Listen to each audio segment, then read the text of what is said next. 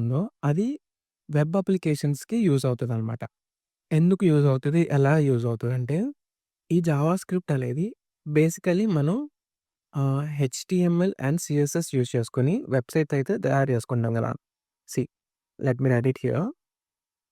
HTML use చేసుకొని మనం ఏంటంటే ఒక స్ట్రక్చర్ లాగా ఫార్మ్ చేసుకుంటున్నాం. Like heading, okay. Then paragraph, okay.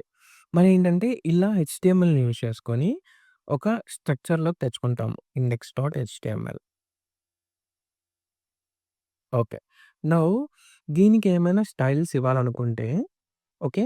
దీనికేమైనా స్టైల్స్ ఇవ్వాలనుకుంటే మనం ఏంటి స్టైల్స్ డాట్ సీఎస్ఎస్ అని క్రియేట్ చేసుకొని అండ్ ఇవి అయితే హెడ్డింగ్ ట్యాగ్స్‌కి ఏవైతే ఉన్నాయో వాటిలికి మనం స్టైల్స్ అనేది ఇచ్చుకుంటాం గదా!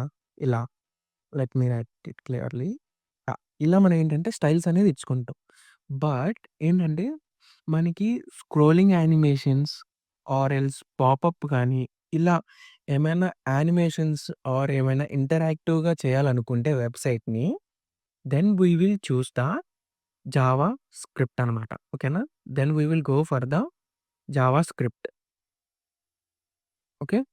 ఈ జావా స్క్రిప్ట్‌ని యూజ్ చేసుకొని మనం ఏంటంటే వెబ్‌సైట్స్ ఏవైతే ఉన్నాయో వాటిల్ని ఏంటంటే ఇంటరాక్టివ్‌గా చేసుకోవచ్చనమాట. ఇంటరాక్టివ్‌గా బిల్డ్ చేయొచ్చు.